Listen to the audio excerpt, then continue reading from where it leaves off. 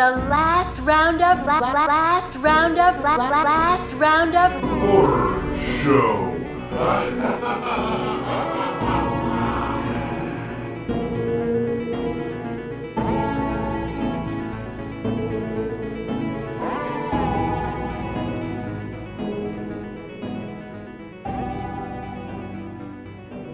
God, I want some Taco Bell. It's gonna be good. Doritos Locos. Oh shit! Oh, they got the naked chalupas. I want my regular chalupa. No, naked chicken chalupa. Number 6 with 2 chili cheese burritos. Add beef. What? Beef to the naked chicken chalupa with the lava sauce. The best part of the chalupa is the shell. Martha Why brought are you me gonna some take our shit shell that away? had fucking Fritos in it. I was Fuck like, you, Jared. get out of here. Why are you? The best part of the chalupa is the fried shell. Yeah, and now it's Why you even gonna take better it- because it's made of chicken. No, it's not the same. That's gonna be a hard shit. It doesn't have the fried shell. You enjoy your shell. I'll enjoy my chicken. I get it with chicken. It's just chicken with meat inside of the chicken. There's no meat inside of it. It's just like a fried chicken patty with It's the chalupa. stupid. I get beef inside of it. Okay. It all tastes the same no matter what form it comes in anyway. Welcome to the Last Roundup Horror Show. I'm Frank. This is Jason. I'm Jared. It's Jared. He I likes cut the you naked. off. He'll have a naked chalupa, please. And we're talking about movies. We're talking about movies here. We got 3 of them again, and some other fun things. Up first, we're going to talk about my unfortunate choice of boys. Why you say unfortunate? Because it's not. I don't feel it's a good review. Well, for let's the go. show. Let's go ahead. Come on. I picked Boys in the Trees based solely on some artwork I saw. Some of it looked like it was the sequel to Twilight, and some of it looked pretty cool. The summary for this movie is: on Halloween 1997, 2 estranged teen skaters embark on a surreal journey through their memories, dreams, and fears. Written by Nicholas Verso and directed by him as well. Just for fun, I looked at the tags for this movie, and here are some of my favorite plot keywords that you can find this movie for. They'll just go along with it. They're tags. Halloween costume, skateboarding, wolf mask, wolf costume, estranged friend, sitting in a tree, internet porn, drinking vodka from the bottle, teenage drinking, watching porn on the internet, dial-up connection, teenage friends, rekindling friendships, shirtless male. Would you think that... Do they drink vodka out of a bottle? Yeah. Do people search for that to find movies? Where's the porn come in at? I don't know. Yeah, I don't remember. Just any because of they're that. teenagers? Or you just... It's just a given that porn's in Well, their it's life. 1997. If there was internet porn in this movie, Dial-up. it was like waiting 5 minutes for a picture. A little bit at a time. Yeah, you can see oh yeah, they're coming now. Here's the boobs. ASL, please. By the time 10 for 10. By the time you get a full thumb in there, you're done anyways. Shutting it off. Oh, it's so good. You don't make it past the navel. One of the basically what happens in this movie is that there's this kid who's he's not a good kid. None of these kids are good kids, and they're fucking with this other kid, this other little nerdy kid. The good kid. He's a good kid. He's the good little, but he seems like There's he's a two lot good younger kids. than them. Evidently, No, they're- he's just smaller. yeah, he's just a small kid. But but they fuck with I him. think he's a lot younger now. He's small. Yeah, he's a small good kid. They fuck with him so bad. They're throwing birds at his windows. They're fucking terrorizing this kid. They punch him in the face, take his picture, hang up all over town. And you come to find out that this other kid that's hanging out with these bad dudes and taking photos used to be his best friend until the incident. I think we all know what that was. That's a dark turn in this movie. Yeah. Holy shit. That caught me way off guard. Evidently, at one point when they were children, he kind of abandoned him while he was... Some bullies confronted the 2 friends, and one ran Unzipped. off and left the other kid behind. And it shows a picture of the bully unzipping his pants. So we know what happened there. Yeah. And that's that you can't come over. I don't think you can come back from that in a friendship. Like, dude, you fucking left me there. And Yeah, it's just a group of bullies picking on a kid. You find out that one of the bullies used to be friends with the kid until he was able to be a cool kid, and then he started bullying the kid. Well, he ignored him right after And that incident. The movie is kind of them playing an old child, the two that used to be friends, playing an old childhood game while walking through the woods, an imagination game. And it just kind of recounts their past. Right. Did you guys have any nostalgia with this at all? Because we were like For teenagers. Sure. The soundtrack was on point. Like like teenagers. And one thing, it seemed like in most movies, like when they try to put rock and heavy metal, it doesn't fit or feels forced. Right. This felt good. It was natural. Like anytime a good song came on, it was just it was perfect. It wasn't really nostalgic for me because I wasn't into. Oh, I was listening bullying. to all that shit. No, any of the music. I was listening. I was into bullying. I was listening to all that fucking shit though. No, all the music in it. I mean, they really did do a great job with the soundtrack, but it wasn't like It's just the era. Even Yeah, if you You did heard those songs Yes. almost every day, whether you right. liked Even the if you bands or didn't not. like that music, think about horror movies that were made during that time. They would have that shit on the soundtrack. They'd sell you the soundtrack at the fucking before the movie, in a bunch of ads. But that was a highlight for me. There's a lot of nostalgia.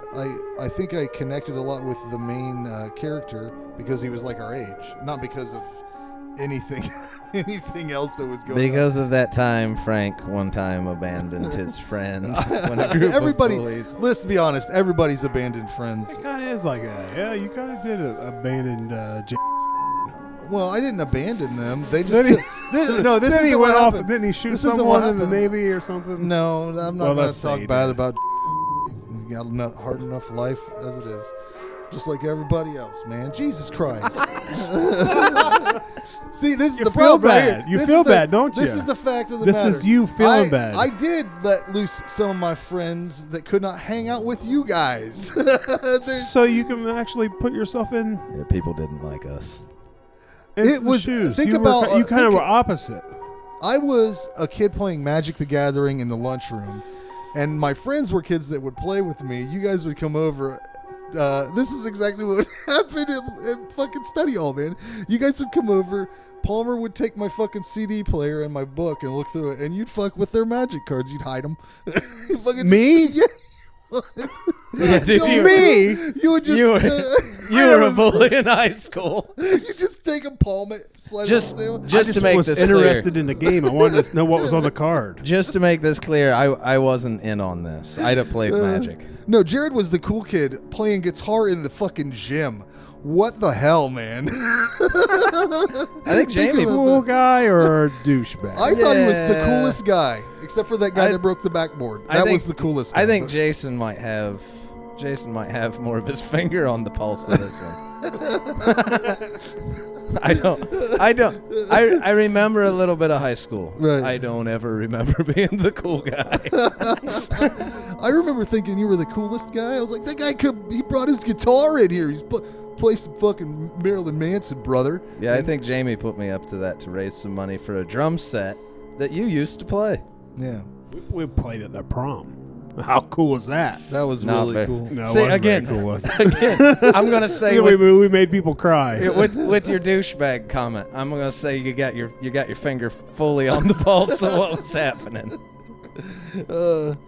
But So see, apparently there's plenty of nostalgia in this movie because it brings up memories. yeah, we could talk. We're talking about high school now, but basically, this movie seemed like an extended episode of "Are You Afraid of the Dark?" or "Erie, Indiana." It was not a horror movie at all. It No. was supernatural drama, Yes. maybe a love story. I don't know. There was a couple moments. So many levels of different emotions in this movie. I'm now starting to force myself to not get caught up on, was it a horror movie or not? If it has horror elements in it, and it does completely. What Halloween, just the kind of, just the whole entire feel, the way it looks, the way it's shot, everything. I'm not going to say it's a straight up horror movie, but it just has so much else into it that Yeah. I'm not going to say it's not a horror movie. It's a horror movie with so many other elements in. It's a drama set in horror movie trappings, Yeah.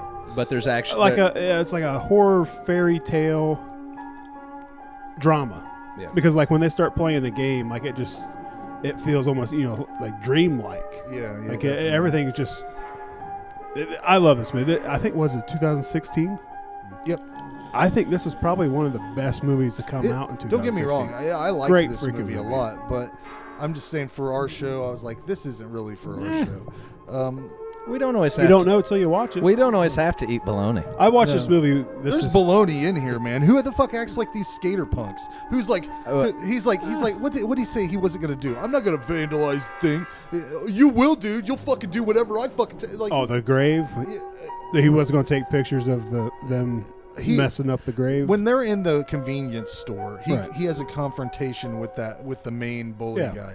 Whatever he wanted him to do, I'm not gonna do that anymore, dude. They messed with the kid's mom's grave. Oh yeah, and wanted him to take pictures of it. Yeah, in that I think there's some dialogue in it that's a little, I don't know, it feels a little heavy for what I would think regular teens. Like they get a little, everybody has parts they get a little too poetic.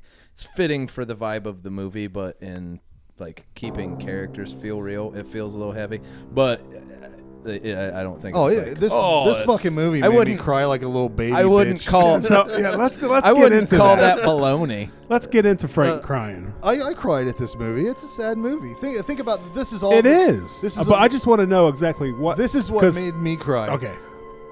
Whenever I was thinking about like, it made me think of being a kid, and it was like, how many kids do you remember in elementary school that you remember their faces but you can't think of their names, like shit like that. Like you're like, people just, friendships. Anybody. There's kids that you were hanging out with all the time that you don't know anymore or whatever. You see them now, it's fucking weird. I did not have many friends. You guys were about it, Well, and you're still here. But anyways, what part of the movie did that tear drop? it might have started. I might have started feeling that way after that. Him leaving his friend in the little rape. Oh, so thing. early. Well, So that was little tinges, but then when they're up in the tree at the end, whenever they're like, and then it really came whenever he fucking saw him dead in the lake or whatever. Yeah. When he finally broke down and hugged Oh yeah, the boy at the end, that's when my emotions started to flare off. I was like, whoa, gotta bring myself out of it a little and bit. just because we didn't get there, but we kind of said it. We told what the movie about. You find that one of the friends, one of the smaller of the two friends that's always getting bullied, they go on this big journey back to get home playing this game. When they get to the very end and get where they're going, the smaller kid is actually dead in the water, and the other one has And he's been dead the whole time. Yeah, he's been dead for pretty much the whole day. The only scene I think he's actually alive is where he gets punched in the face right in the beginning. Well, they show him sitting there drinking Jack Daniels, and then he breaks the bottle, and then that's the last. But so he's been walking with the ghost of this friend just long enough to realize he was. I've heard someone say it's almost like the Bill Murray, the Christmas story or Scrooged. whatever. Yeah, or I guess you can say that. How it kind of walks you through. That's what it's called, Scrooged. Yeah. Okay. Oh. But I was actually thinking of. The real one. Yeah. Christmas Carol. But they both. It's the same thing. Yeah, I so- heard it. I read constantly they were comparing it to Lost Boys mixed with Stand By Me, and I was like, that's not true. There's no fucking vampires. I don't know. There's a group of bad kids. I don't know if that's what you're saying Lost Boys for, but regardless, here's a life tip for everybody. No matter who goes down the dark storm drain tunnel, don't ever go down the dark storm drain tunnel. That never works out. no matter who does it. No matter who you see Don't walk do in it. there, your wife walks in there. You say, hey, no, we don't know. I don't care if the dog's in there. Come out now. You never go in there. You never go in there, ever. So the black guy dressed all in white, Death. That's what I was thinking. So if he keeps seeing death and he's kind of running from him, wanting to stay away from him, did he die at 4 p.m. when I when think they thought? I think the idea is, and it's really the only supernatural element to the show, is he's a ghost. So like he's just kind of Wandering. yes, and I kind of saw it coming. I won't lie. I wouldn't be surprised to hear a lot of people be like, I kind of called that. Like, they have him in corpse paint. I did not call it. And it really set in as like, yes, definitely, when they kind of ended up at that, the party thing. Yeah, and Day of the there, Dead. Yeah, and there was the picture of him with the Day of the Dead. Well, yeah, film. that was that's was- a giveaway. It was like, this kid's probably dead. And but- this is my second time watching it, and it's just as good. And there's little things, just like in any other time you see a movie twice, that you pick up on the second time. This movie's great. I love it. But they do. The bullies are kind of following them, not exactly chasing them, but just showing up in random places. And like the other supernatural elements are their shadows will be wolves. There's a lot of it's analogy to running. the storytelling with to wolves this is brilliant. so. Yeah, I thought it was highly effective in celebrating Halloween just in general. I think it's a good Halloween movie because it is happening. It is, but it's not in the forefront. I think it's also highly effective at making you cry like a little baby. I will probably watch this again because I liked it a lot. I gave it a 7 out of 10. I'll probably give it a higher score on a rewatch. Right ahead. I'm going with an 8 on this. It's shot well. The soundtrack is awesome. So many different emotions come into this movie. It's not your straight horror movie, but who cares? I can't recommend this enough. Watch this movie. Really hope this would get a Blu-ray release in the U.S. I think it has one in the U.K., which I can get, but I hope this movie should be a lot bigger than what it is. So I hope it gets a good U.S. release and people get to see it. Yeah, I had a hard one rating this movie. I found myself watching the clock a lot. It is kind of long. I think it's an hour 52 or something like Because that. they're walking a lot. It's the Lord I love of it. It's the I Lord love of the it. Rings effect. I found myself starting to watch the clock about a half hour in. I can see that with you. Like it didn't, but it's You and Frank, I would Yeah, say. I definitely. This was a segmented watch. it's like the Relic for me. It's hard for me to really feel like I'm rating it fair because it's a very well put together movie. It looks good. I mean the look of it is really good. The only real criticism I would be like this works against the movie on technical wise is the dialogue just feels weighty for teens. That's about it. Everything else I thought was put together really well, but it's 98% heavy drama. And even at the end, at the end, like the bullies show up where the kid's dead and the one friend that's still alive ends up crying on the shoulder of the worst of the bullies, and he's still a terrible asshole. And like he reaches out and kind of hugs him and gives him the it's okay, and they show scenes after they kind of have their little falling out of how mad that guy actually is. So they even kind of paint it like he's a horrible person, but more because he doesn't know how to feel feelings and express it. Like they other than some of the dialogue, they make the characters really real. But yeah, it's 98% heavy drama, so my entertainment level watching it was about a 5. Rating it as a movie, like saying, Here we go. He gives me shit about and my let me be scale. clear. It's not 98% heavy drama. I just want to say Jared's exaggerating that quite a bit. well, it feels unfair. My enjoyment of it was a 5, but because it's a kind of movie I Whatever don't enjoy. you want, baby, whatever you want, come on. Watching it, it's clearly put together way better than a 5, so that it just feels unfair. If you listen to Jason's description of it and say, that sounds like a movie I would like, absolutely listen to Jason and go with the 8. If you're like, man, that just kind of sounds like heavy drama, listen to me and don't watch it. If you don't like serious movies at all, you're gonna be with Jared probably on a 5. It might be I just watched it at a time where I wasn't watching. I didn't want to watch a movie to feel feelings. I'll have to go back and look at the movies that came out in 2016, but I gotta say this is probably in the top 10. So Well, there you have it. Up next, we're gonna go to the Reading Rainbow of Death. Yeah, I'm gonna pause everything because I should have taken a piss. Well, that was a chill. Yeah, I got a pee shake. I held. Everybody like you.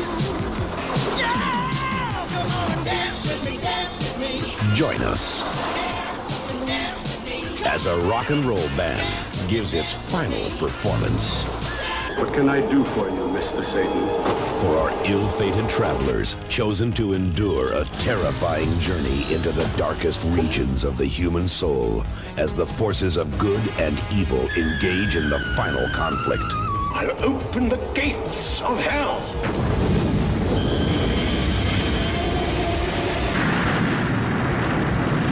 There is only one master, and his name is Satan. At stake, the fate of all humans. Have you come to challenge me? Your guide is a powerful, relentless, unspeakable force. A power born in the darkest corner of hell. You may try to run. You may try to scream. Either way, you've bought a one-way ticket to the outer reaches of horror. Join John Philip Law and Cameron Mitchell on this deadly excursion beyond the reaches of sanity. Night train to terror. Climb aboard. Your destination is hell. Today on the Reading Rainbow of Death, I will be discussing me and Jason. Oh yeah, give it up, ladies and gentlemen. Our band Mississippi Bones Rarely discussed on this show. has put out our new album, Radio Free Conspiracy Theory, collaborated on with Jonathan Raab, who we've talked to on this show. We also worked with Matthew Bartlett and Sean M. Thompson, who we've also talked to on this show. It's probably as close as I'll ever get to being in the horror novel We'll field. ever get Yeah. wheel. I don't know. You might. Maybe you're good at writing The books. closest and you'll write Jason one. I don't ever read be to books. writing. I certainly gonna write one. But it's set in Jonathan Raab's world of the Hillbilly Moonshine Massacre, the Lesser Swamp Gods of Little Dixie.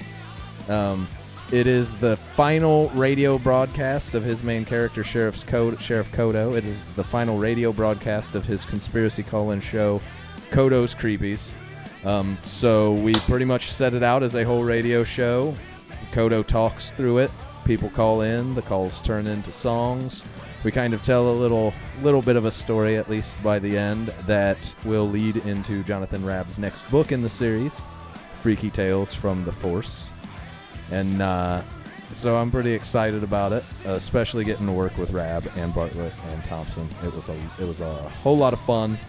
Should be up on Bandcamp and iTunes by now. You can order our CD off of us. And next week on the Reading Rainbow of Death, I'm going to have John back on here just so we can kind of talk about the thing we did. So I'm shilling for myself, but it's my show, so fuck it. Is that all you want to discuss? Yeah. Well, yeah. You can find. It's going to be on MississippiBones.bandcamp.com. Probably is by now, by the time this one airs. Yeah. Yeah. I said Bandcamp, iTunes, order the I CD wanted to off give it us. the precise right here. Just Oh. put it right here. Yeah. Hunt us down on our Facebook. I'll send you a CD if you give me He'll money. bring it right to you, probably. I'll mail it. I'll mail it to you. All right. Well, let's get into your movie pick for this episode, Jared. Yes. The Banshee Chapter. Yeah. Journalist Anne Rowland explores the disturbing links behind her friend's sudden disappearance. What? Disappearance? Disappearance. Weird shit happens. Hey, man, there's a disappearance around here. Shit that words don't even exist for, so we're making them up. An ominous government research chemical and a disturbing radio broadcast of unknown origin. Written by Blair Erickson and Daniel J. Healy. Directed by Blair Erickson. Fun fact about this one, the original script for this movie was intended to be the first draft for Huey Bowles' adaptation of Alone in the Dark. Huh. I would have never saw that coming because that man makes shit fucking movies, and I'm saying that, and I like shit movies. The film was also shot in 3D, which I would like to watch that actually, to be honest with you. I don't do 3D well. Yeah, colorblind over here. Look it up. Look up what colorblind means. It's on his. I thought you saw. Look him up on Wikipedia. It says it's on his Wikipedia page. Look up Jared Wiki Collins. page. No, we do have a podcast where we discuss it in our archives someplace. But I did not realize that Ted Levine was the guy playing the Hunter S. Thompson character. Really? Yeah. Until I was looking up all the information on this movie, I'm like, motherfucker was Ted Levine. As soon as I seen him, I was like, is that Ted Levine? That's the best part about the movie. I found that a little off-putting. I thought if they were going to go that close to Hunter S. Thompson for that character, they should have just called him Hunter S. Thompson. You want to give the rundown? Yeah, the basic premise of the movie is they base it around the MK Ultra. Yeah, tests. it's MK Ultra test. Pretty much, you find out the DMT kind of opens it from beyond. I mean, they even say it in the movie. It's the idea of from beyond, except instead of the machine, it's DMT. They take DMT, it opens up your brain, and then things can kind of possess you from another dimension. They base it off experiments in the MK Ultra program that they did back in the day. There was a guy he was going to make a documentary or something about this drug. He got some of it. He evidently got some from this Blackburn character, Thomas Blackburn. Yeah, there's partial found footage feel to it. Yeah. It comes in and out. And Which does not work for me. I don't like that either. Very, very shocking and did you watch just this with bouncing back and forth? Did you watch this with your whole surround shit going on? Yeah. Okay. Always. Now for me, my personal experience, I'm a big guy on like audio levels. It seemed like they were just shocking my ass with fucking jump scares and loud sounds. That's another thing. The jump scares, like that's all there is. Like so many of them, and they're all exactly it's the uncalled for. But yes, and they always use like a static effect too, like at the same time. Like they're just fucking with you. I do like all the old footage at the front of the movie that shows like all the MK Ultra stuff. But some of that stuff wasn't MK Ultra. The Bill Clinton shit, I was like, I don't ever remember that. He was talking about the Tuskegee experiments or something like that, where they were experimenting with some sort of sexually transmitted disease or something, and told them they were getting free health care from the United States. That's what that clip was. It was nothing to do with MK Ultra. But I loved all the testing shit. I've looked that stuff up. Jared's thinking. I can tell you guys, mouth hanging open. No, his eyes are bouncing back and forth. I was just gonna say, yeah, you're right. They cut that in just to give it the feel of, hey, look, the government apologized for it. This was real. Go. But basically this Hunter S. Thompson type character, which I thought that it would have been really cool if they were like, this is Hunter S. Thompson. This is what he fucking happened to him. This is why he was fucked up. That would have been just go whole hog or just change the character completely. I liked it. I thought it was the best part about the movie. He was the best part about the movie. But come on. I love the idea behind this. I probably would enjoy it more if they weren't using the basic cheap jump scares to jar the shit out of me like I'm in a fucking haunted house or some shit. The jump scares would have even been fine if they would have turned the goddamn volume down on whatever they were loud happening. I'm assuming if you were listening to it like that, you got kids in the next room and you're like, oh shit. Upstairs sleeping. Yeah. The concept of the movie is really good. I like that they're mixing in this MK Ultra shit. You don't see that a whole lot. The science fiction elements added up to the real stuff, added to the real life stuff. Like the stuff they added to the real story was solid. Like I said, the jump scares got me. I give this a 6 out of 10. It was just too close to Hunter S. Thompson, even to how that character leaves the movie. He fucking does this. What do you guys think? Go for it. Okay. We need to work this part out. Yeah. Well, I thought we always went you, Jason, me. That's why I always just sit here and stare at him. So, but if we're switching it up, okay. I like this movie.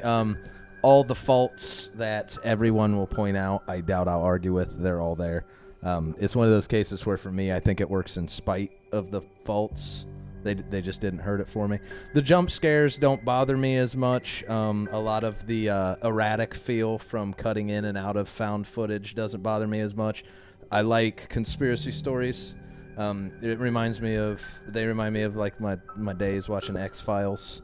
I like that, and those kind of techniques that I don't always that usually ruin a movie because they're erratic and off-putting fit well for me with a movie like this about the kind of they're doing drugs and other dimensions, and the biggest faults I'd point out is the movie never really made up its mind whether it wanted to be more of a creature feature feel or like a darker.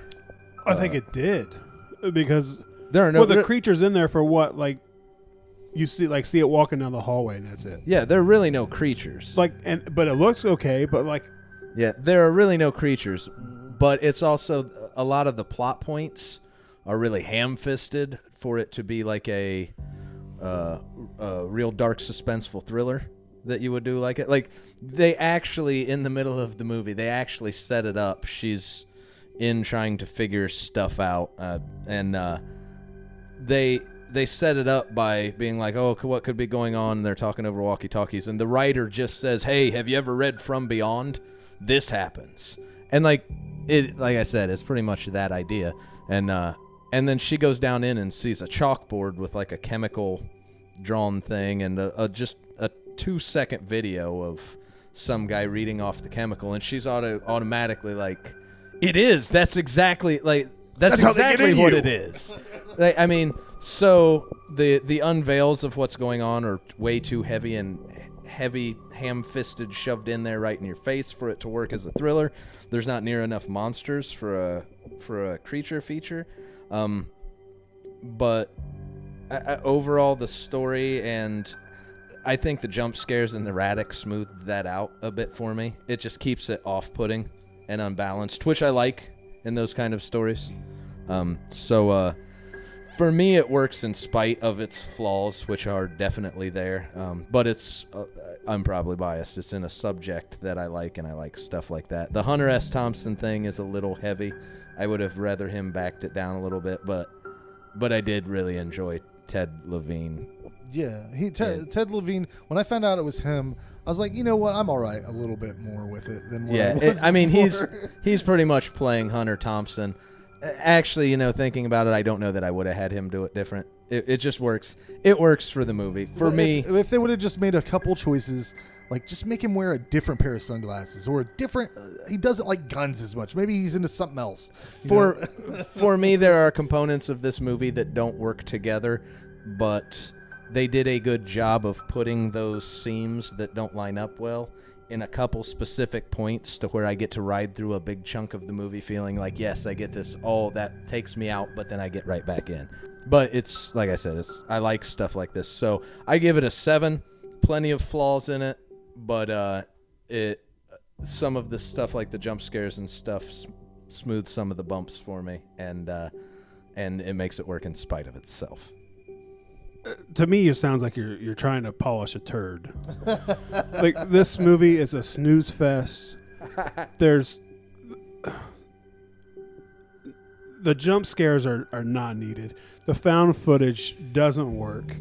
The scenes that they like, the experimental scenes that they don't look anything. They don't look old. They don't look like they're in original films. They look bad. The monster they have walking down the hallway looks cool, but it's in the movie for like 5 seconds. Like, why even do up one if you're going to put in a movie? They could have been working that in halfway through the movie. Like, this movie just builds up.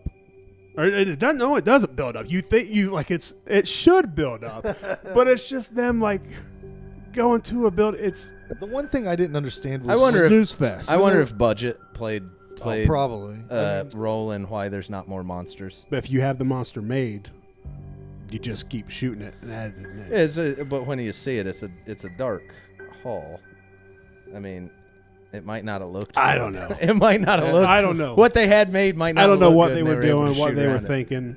The one part that confused me was when they went down in that basement and she finds out that this is how these things are possessing people or whatever.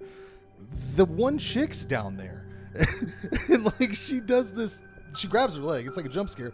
But then she just goes upstairs and they fucking leave. They don't address it at all. Like, this is your friend. Yes, she is possessed or whatever, but you don't know what the fuck's going on. She's on the same drug, that you're on. But they weren't friends. That's true, but in any case, and I also I had to rent this movie. I had to pay for this movie. So did I. Which made me even more angry. Like, hey, I tried. I think it was. It was. Like I tried $4. to get us all together, and I was going to pay. Well, I mean, can't we just keep it within the rodeo? Can't we keep it within the? We got Netflix, Hulu, YouTube, Shudder. I would say Amazon if it's Prime. not on a streaming outlet, have a physical copy. I said I would pay, and everyone said that's fine. Yeah, that isn't. No, I'm fine. But we with have that. to coordinate it all and everything. I'm fine with the idea. I don't know what Frank had come up. This is one of my main issues with doing it like that. If it's not on a streaming service that I never other even people got have, to give it my rating. We'll get back to that. Well, You shut up. I want to complain about my $4. No, I'm not complaining about that. I'm thinking that people that. I would love it if people watch these movies with us. You can rent it on not Amazon. everybody can borrow your fucking copy of The Hills Run Red, man. You can. Some people, You can fucking rent this on Amazon. Yes, you can. I paid $5 for it. I paid $4. I almost bought the motherfucker. $3.99. But plus the tax. There's tax on that shit. I don't know where it came out. I'm just saying, I rented it. I rented it, and it was worth my money. You can rent it. Tell them if it's worth the money. If I had a no, it's not worth. Don't rent this movie. If I had a don't rent it. Don't buy it. If I had a DVD player that could play foreign DVDs, a non-region DVD player, I would have bought the physical copy. It's of this. 2018. Everybody should have one. Anyone that's in the movie should have. Let Jason give it his rating. What'd you think of this movie? I mean, I think everyone knows can see what's coming. I see it coming. It's a snooze fest. Just a 4. Maybe a 4. I was thinking a 3. No, I'll get I like the character. And then it ends up being like a twist at the end where he was the main cause of this. But yeah, he was. I give it a 4. I liked that they threw in the number stations. Is that a real thing? Yeah, that's very creepy. Yeah. And maybe that's it too. Some of this actually plays into conspiracy stuff that I remember from the 90s, and that might enhance my enjoyment of it. It's there's a lot of when movies nod to things, and you're like, oh yeah, I like that because they nodded to it. This nodded to a bunch of that conspiracy stuff, so that I really love. So that maybe looked in that direction. Maybe painting. Not a lot of movies throw the They whole, wanted to nod, but they didn't. Not a lot of movies throw the whole number station aspect into a part of their plots. Yeah, that's some weird shit. Every year, hundreds of young people travel the country and disappear. God help those who get caught in the tourist trap. Tourist trap, where beautiful young people looking for excitement are tricked, terrorized,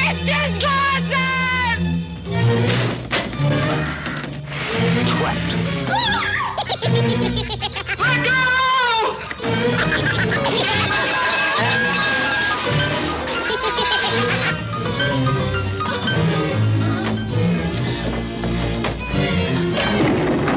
Tourist trap.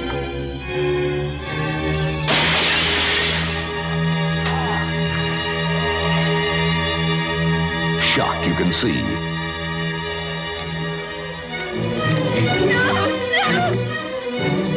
Terror you can feel.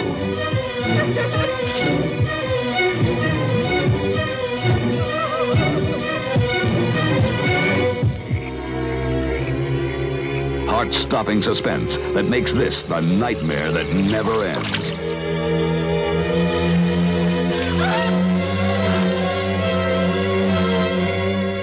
Something crazy's going on at the tourist trap.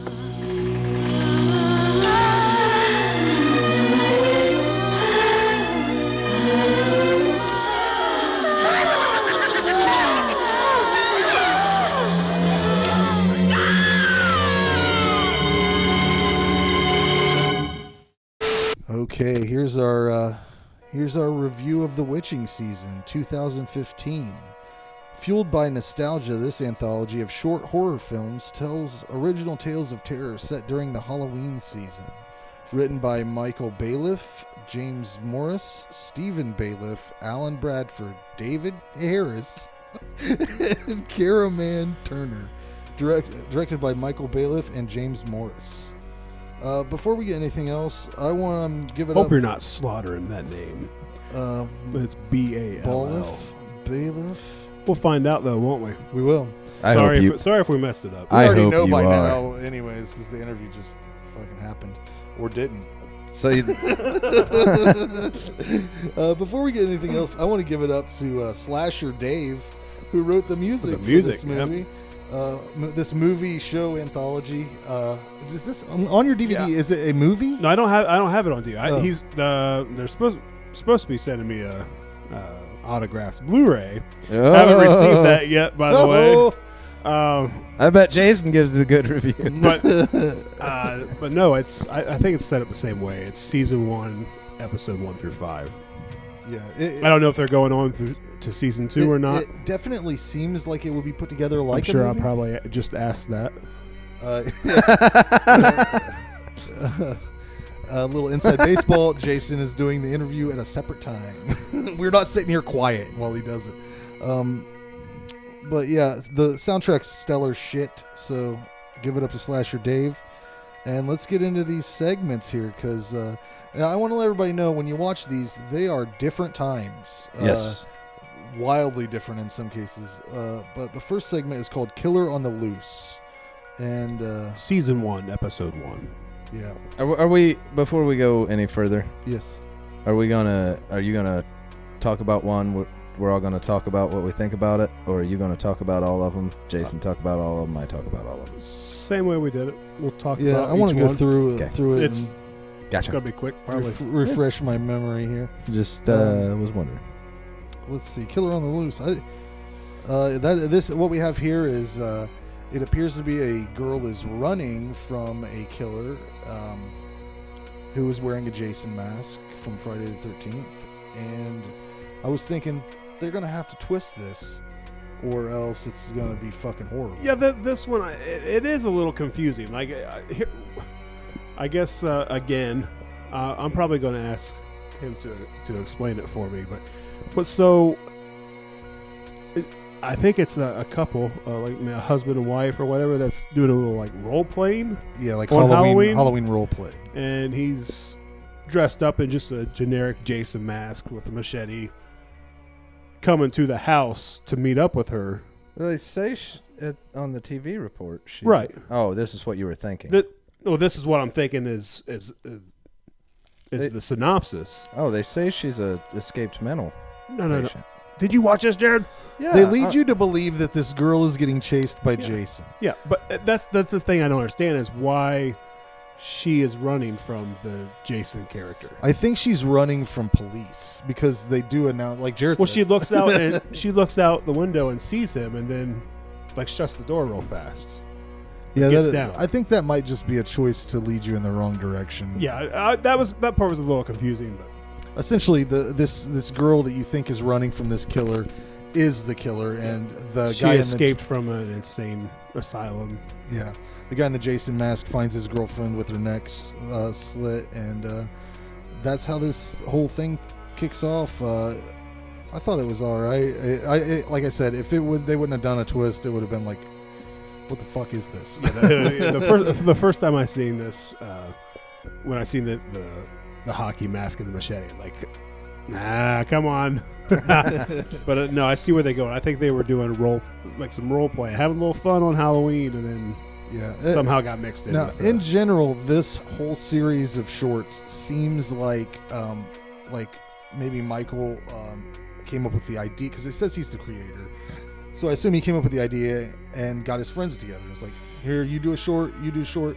But his featured short is very evident which one it is, but it's not the next one. I don't believe it's the second episode is called Princess. Oh, you don't care what I think.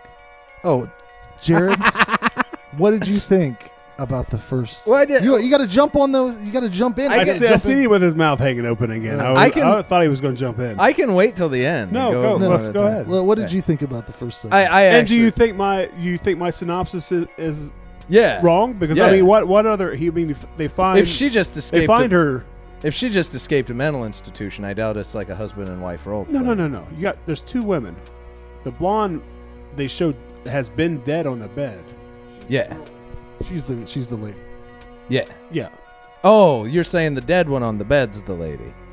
The dead one on the bed is his wife. Yeah. Yes. Okay, gotcha. Yeah. But when that made sense to me, I was like, well, so then why is the one that the murderer? I gotcha. Why is she running from? I didn't know. Go ahead. I thought you meant like he was chasing the girl running, like they were a couple. No. Oh, gotcha. No. Okay. Yeah, I actually like this one. I pretty much that beginning part. Jason's right. It doesn't make sense, and it's something that's really easy for me just to be like, that's what makes it work. I'm gonna go with it. It's. No, I think I've said it before. Not being a huge anthology fan, shorts a lot of times feel overdone. The twist at the end was nice. If you get, just skip past the beginning, take it, be like, this is what's happening. I liked this one. So this was actually, I think, my second favorite. All right. Well, the second episode is called Princess. I did not like this one at all.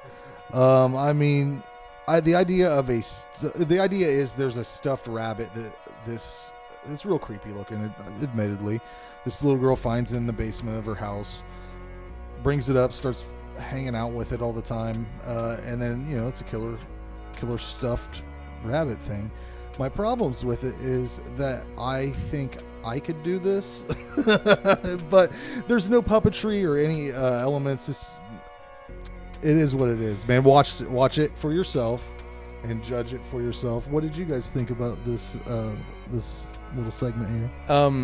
This one falls into what my problems with anthologies tend to be, and the first one, like I said, just barely made it out of that. There's nothing wrong with it.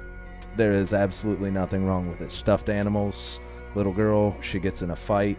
It's all of them, and I will say before I go any further, I think all of them are shot and put together and acted really well.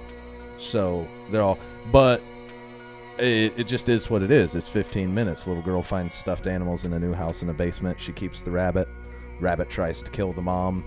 Girl kills the rabbit, and at the end a stuffed animal pops up after she thinks they're safe and is probably going to kill them.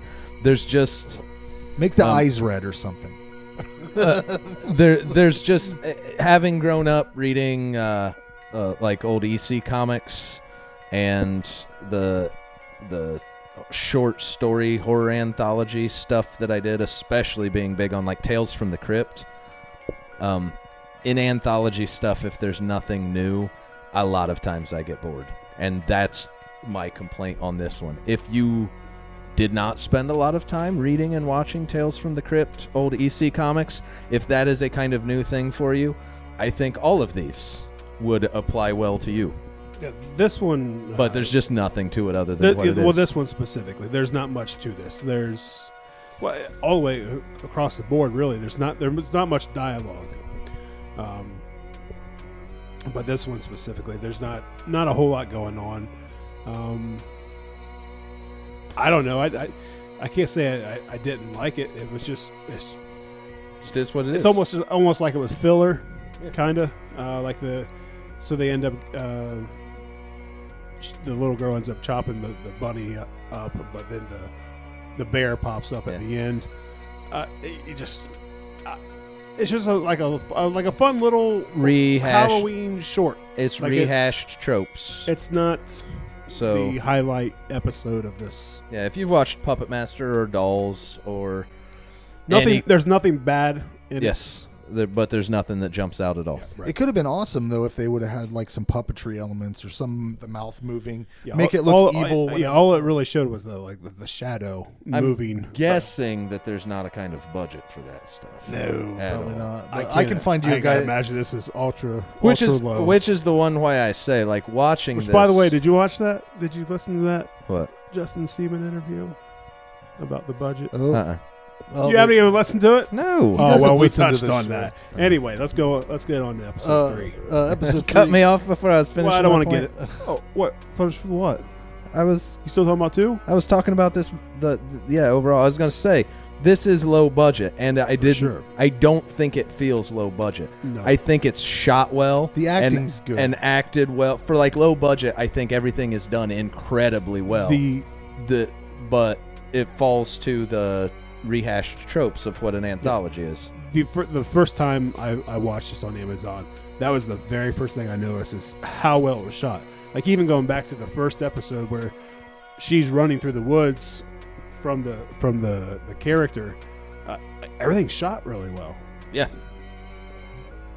On to episode 3, Not Alone. This was one of my favorite ones. It's really short. It's one of the shorter ones, but it gets right to the point. I'm not normally a big alien guy, but I've never seen anyone do shadow aliens before, and that's what this is. A dude just in his apartment. Shit starts rumbling. There's weird shit that happens. He sees a shadow, hits his coat rack, ends up getting consumed by how many times, like, have you guys had that? Like, how many yeah. like growing up or whatever, where you see something, like you see something in your room, and you know it's freaky and it should not be there.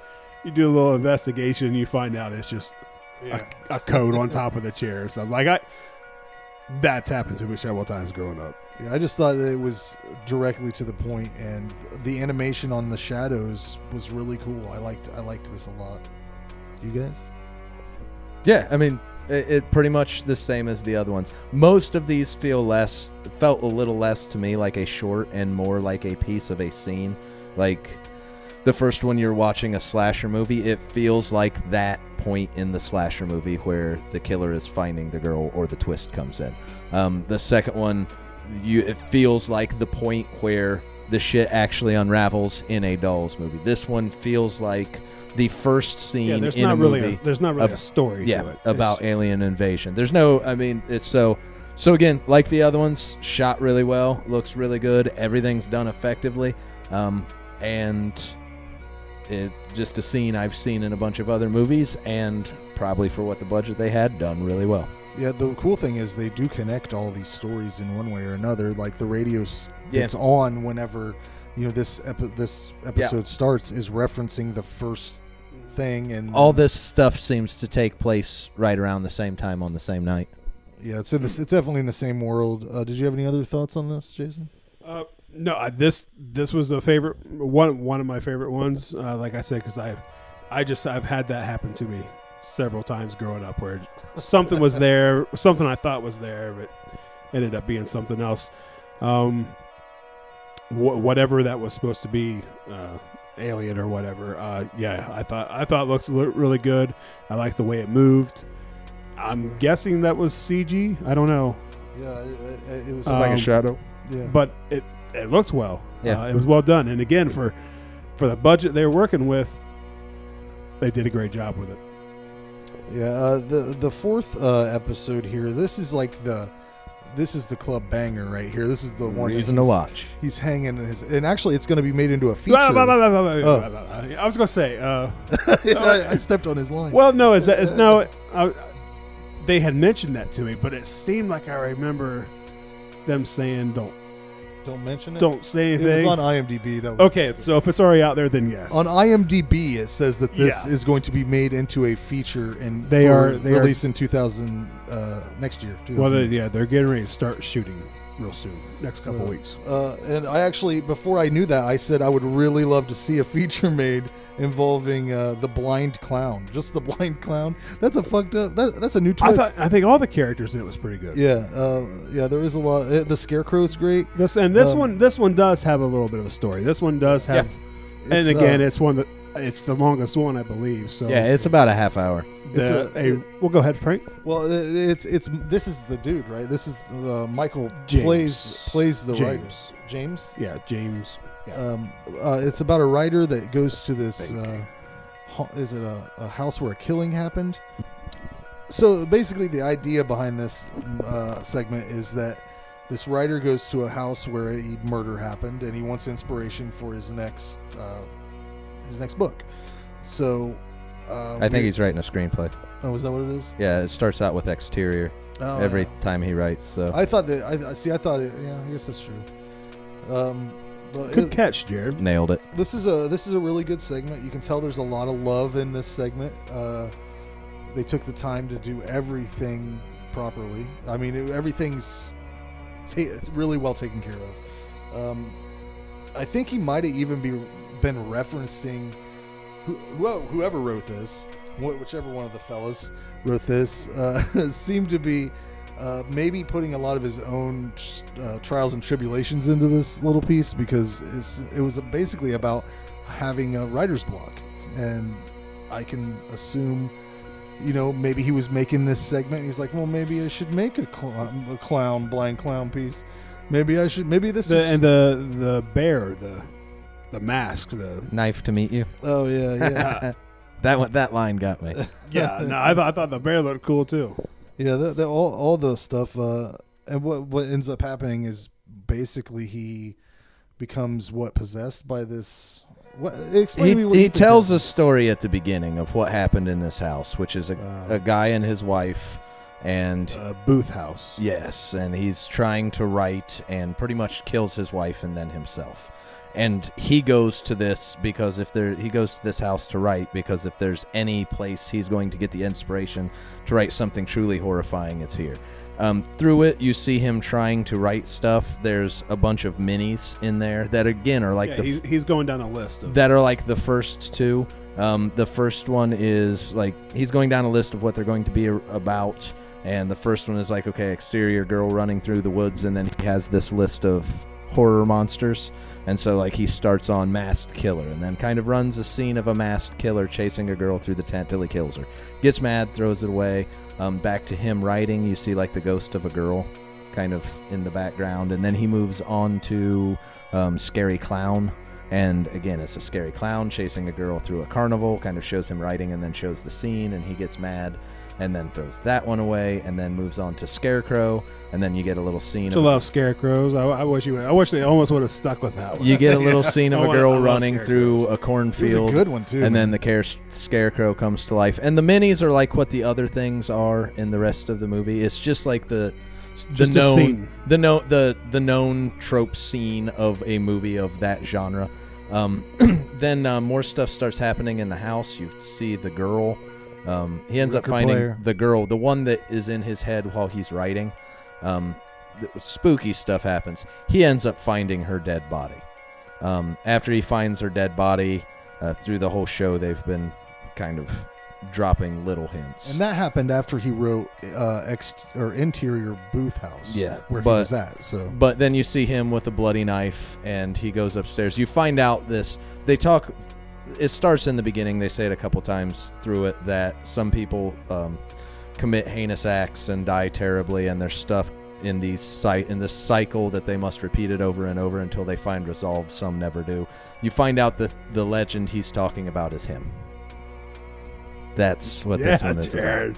Yeah, they don't even have to watch it now. They got it. Well, that's what you told me to do. Yeah, no, it's a good job. Like this one actually had a story to it, and yeah. And they do a good job. They do a good job pulling it off. This one's obviously everybody's favorite. All the scenes and all the other ones, what all the other ones are, I watched thinking I would like to watch a movie from these guys. Yeah, I wish it was like I wish it was. Do a Scarecrow movie. This is the one. This is the one short that, even though I don't find the most original. This was the long, by the way. This is about a half an hour. Yeah, this is about a half hour.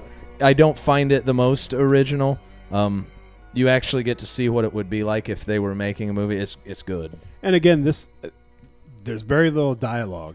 And upon my second viewing of this, James, who plays the main character, there's little dialogue. He does a lot of acting with his eyes. And I got to looking at it, and like he would be really good at like some slapstick horror, like they do some a silly, Bruce Campbell style where he can gotta just go over the top and be just does crazy looks and stuff like that. Weren't they doing, what was the segment where they were on a TV and they were doing like a cooking? Yeah, they do lots of. They would do a really good slapstick movie. Yeah, you see him pop in and out a lot. there is one final segment after this one. It's a really short one. It's called "Is That You?" and basically, it's Halloween. Trick or treat. There's a girl who can't go trick or treating. Is that what it is? Something's wrong with her. She's hurt or something. I think she had a cast on. Yeah. And she sees somebody standing across the street, thinks it's one of her friends, text messages them, and then ends up being attacked by this creature or whatever it was. A witch, maybe? Is that what it was? What did it look like to you guys? It looked really good when they showed it finally. A thing. A monster. Yeah, that's definitely a movie. That's what a monster looks like. That's what a monster looks like. I thought this was fun. It reminded short, me, very short. It reminded me of something you would see on Crypt TV. Like it was that quality, and it was like a fun-sized Snickers of a little horror thing. Any other thoughts on this? Yeah. Other than, it's the same as all the other ones. Other than they live inside us. I mean, it's the snippet of a movie that you kind of know. And they might have done that. I don't know. They might have stuck to really tried and true tropes so they could shoot 10-minute shorts. Because if you do something that everyone knows what you're doing and you know it in and out, then you don't have to explain. You don't need a big story. So you can. All of these are ones you can jump in and you already know the whole story. Yeah, they're just little fun little shorts. And that's what other than They Live Inside Us, They Live Inside Us is a bit more. Yeah, overall, if I'm scoring this as a film, I will give it a solid 6. But I'd rather not do that. I'd rather just say keep making these. If you're going to make it a show, make it a regular show. Hopefully it's on Amazon for a long time. I thought it was solid entertainment. Okay, yeah. I would definitely like to see season 2. I don't need a whole lot of dialogue, a whole lot of story to these. It's just something fun. I get, again, just like with some other movies, I'll probably watch this around Halloween all the time. It has a great intro to each episode. I love the sound, the way it looks. It has Halloween decorations. Yeah, it has the nostalgic Halloween decorations. I give it a 7. Definitely looking forward to seeing a feature length from them. The soundtrack was good. I don't know if he did the entire bit, which I'll probably ask that question as well. Slasher Dave, I think so. The music was good throughout. It shot well. It's put together well. 7. Yeah, I'm with Jason. Although doing any more of these for what these are, I wouldn't be interested in watching again. But like I said, it's just that Tales from the Crypt thing. I've done that. That was growing up. I've had my fill. There's not. What about Black Mirror? You don't like that? That's similar. Yeah, but that gets into more Twilight Zone, and they're doing other stuff. This is very tread over ground. Other than They Live Inside Us, everything in here is really tread over. Which, like I said, I mean, I'm not. This may have just been them doing stuff for the first time to be like, what can we do and can we make it look good? And they did. I mean, I would be very interested in seeing these guys do more half-hour original ideas, or definitely would be interested in watching a feature film. Another season of this where it's just like the common tropes and scenes from a movie. I've watched them do it. They're really good. I don't know that I would need to see maybe not see as much of them.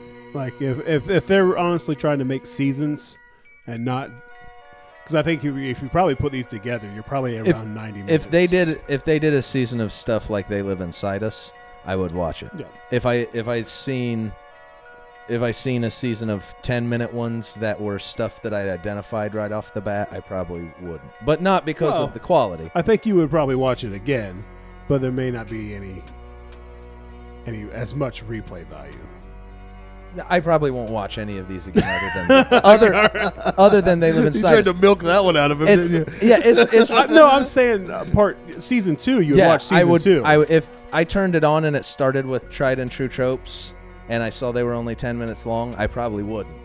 because I got time. I'll watch them. I'll watch it. yeah, it's really nothing against them. It's just something I've seen. I spent a lot of time reading Tales from the Crypt you're and not EC that Comics big of a fan of anthology and anthologies to begin with. Anthologies is one of my favorites, especially Halloween anthologies. And normally my problem with anthologies is they just play over tropes. If they did 10-minute stuff of stuff I've never seen, I would watch it in a heartbeat. Well, you'd have to watch season 2 but to know. But I would if something like that wasn't, if I noticed something like that wasn't coming, I wouldn't. So and again, it's not. I give it a 7. They Live Inside Us was really the only one I watched and enjoyed, like really enjoyed. But I was really impressed with the quality and how good they are at what they do. So the 7 on technicality. What was your enjoyment score? We're gonna have to have a separate fucking. Since you always have 2. On They Live Inside Us, it's a 7. Okay. I'm scoring it off that. You're scoring the overall 7. Yeah, I'm scoring pretty much off that. What'd you give it, Frank? I gave it I said I gave it a 6 if I'm judging it as a film, but but I don't really want to do that. You should do that. Okay, as a film, it's a 6. That's our show, guys. Yeah. Anything else at the end? Nothing.